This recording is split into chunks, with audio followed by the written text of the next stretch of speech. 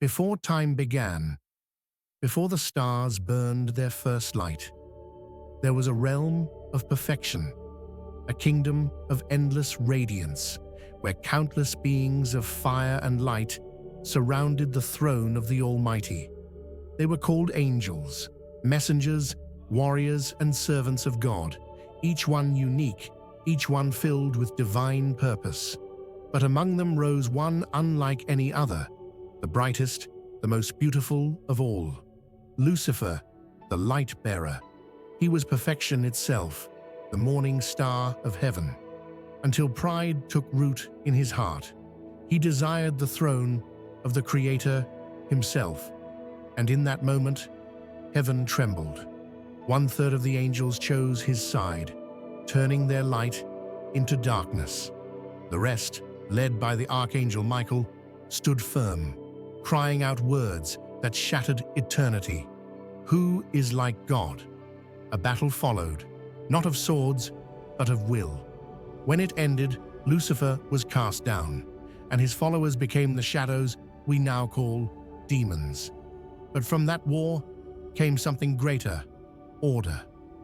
The angels who remained faithful were set in ranks of divine authority, 9 sacred choirs, forming the eternal hierarchy of heaven. From those who burn before God's throne to those who guard each human soul. This is their story. This is the hidden hierarchy of heaven. Chapter 1. The Origin of Angels.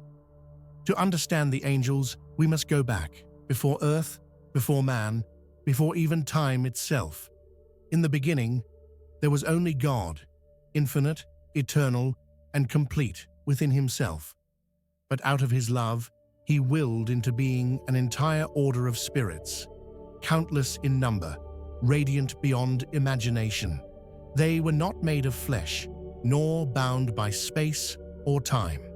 They were pure intellect and will, fire without form, mind without body. Each angel was a reflection of one facet of God's perfection: his justice, his wisdom, his strength, his mercy. And though they were perfect, they were not equal.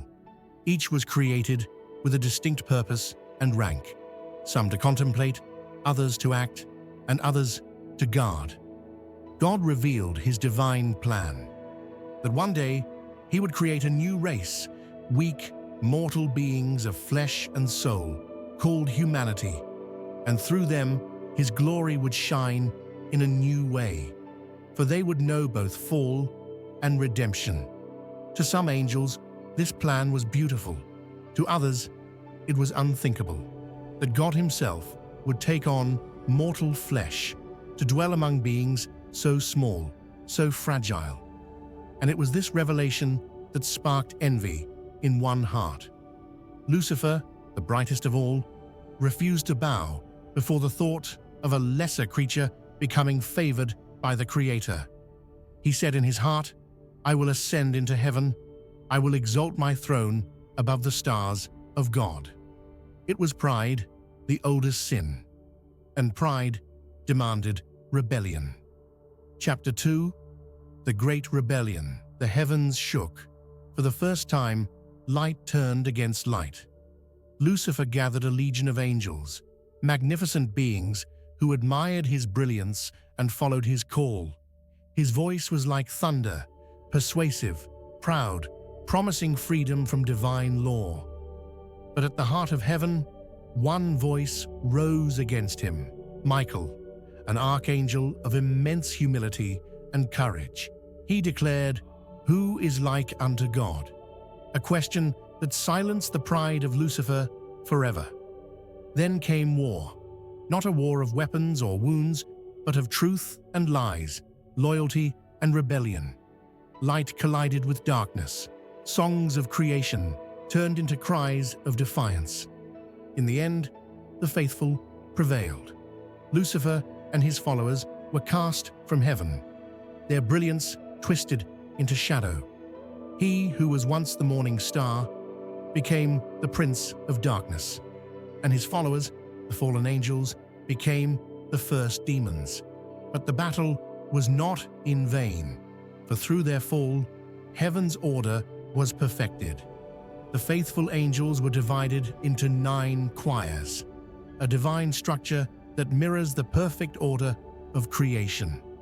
Each choir carries a purpose, a mission, a form of divine energy that flows through existence itself, from the highest seraph who burns before God's throne to the guardian angel who whispers beside your heart. Each one moves in harmony, sustaining the universe by the will of God. The hierarchy was complete. The rebellion was over, and what was once chaos became divine order, the 9 choirs of heaven. Now the real journey begins.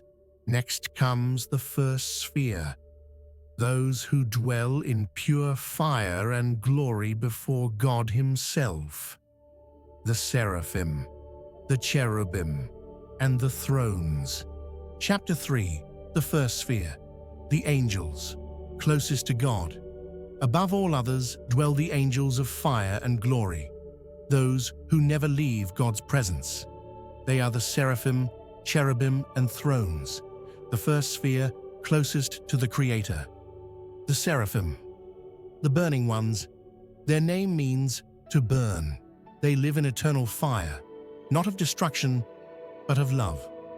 They adore God without rest, crying, "Holy, holy, holy is the Lord of hosts." Their fire is pure worship. It is said their song keeps creation alive. The cherubim, guardians of wisdom. They are not small and soft as paintings show. They are vast, radiant beings of light and knowledge. They guard divine truth and hold the mysteries of creation. A cherub guarded Eden with a flaming sword after man's fall. They represent perfect understanding, knowledge joined with humility. The thrones, symbols of justice. Described as wheels of fire covered in eyes, they reflect the vision and order of God. They carry divine balance, mercy and justice, light and truth. Through them, God's will moves through creation, like rhythm in a heartbeat. The first sphere never touches earth. They exist only in worship, radiating the power of heaven itself. Chapter 4, the second sphere, the angels who govern the universe. If the first sphere is worship, the second is work. These angels move creation itself. The dominions, virtues, and powers. The dominions, keepers of order. They oversee the lower angels and guide the laws of the universe. They ensure that all creation follows divine design, stars, time, gravity, and even destiny. They remind us that real power is not control, but harmony. The virtues, bringers of miracles. Through them, divine energy enters the physical world. They inspire courage, heal the sick, calm storms, and renew strength. Every miracle, seen or unseen, carries the breath of the virtues, the powers, soldiers of heaven. They are heaven's warriors, defenders of creation. They battle the forces of chaos and keep the spiritual balance.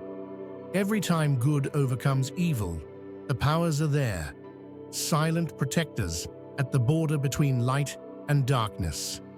The second sphere connects heaven's perfection to the world's motion, unseen but always working. Chapter 5, the third sphere, the angels closest to humanity. Here heaven meets earth, the principalities, archangels, and angels. They guide, protect, and walk among us. The principalities, guardians of nations. They watch over kingdoms, cities, and leaders. They inspire justice, peace, and wisdom in human affairs.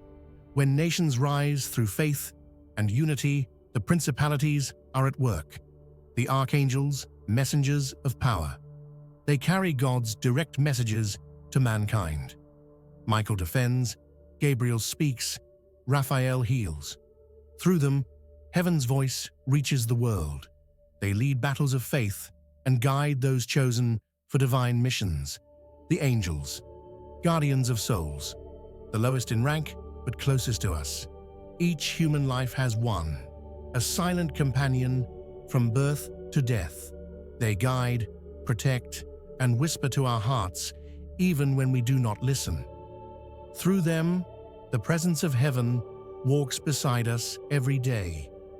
From the blazing seraphim before God's throne to the quiet guardian who watches your every step, all 9 choirs move together in perfect order. They are the music of creation, the invisible structure of heaven itself. Chapter 6. What the angelic hierarchy teaches us. From the fire of the seraphim to the whispers of the guardian angels, the hierarchy of heaven is not just order, it's a reflection of divine love. Each choir exists for a single reason: to serve. Some through worship, some through action, some through protection, but all through love. The seraphim remind us that true greatness begins in humility. The cherubim show that wisdom is born from wonder. The thrones, dominions, and powers teach us that authority means balance, not pride. And the angels closest to us, the archangels and guardians, prove that heaven is not distant. It walks beside us, guiding every soul toward light. We may not see them, but they move around us, in silence, in mercy, in every moment we choose good over evil. The hierarchy of angels is not about power, it's about purpose. And in their purpose, we see our own, the light that never fades, all across creation. From the highest heaven to the smallest human heart, one truth remains: light always wins. The seraph burns in love, the virtue heals with grace, the archangel guards in strength, and the guardian angel walks silently beside you, even when you fall. The universe is not empty. It's alive with purpose, filled with unseen hands shaping every breath of existence. If this journey opened your eyes to the mysteries of heaven, then don't let it end here. Like this video if you felt the presence of something greater. Share it to spread the light forward. Subscribe and press the bell icon so you never miss the next story hidden between heaven and earth.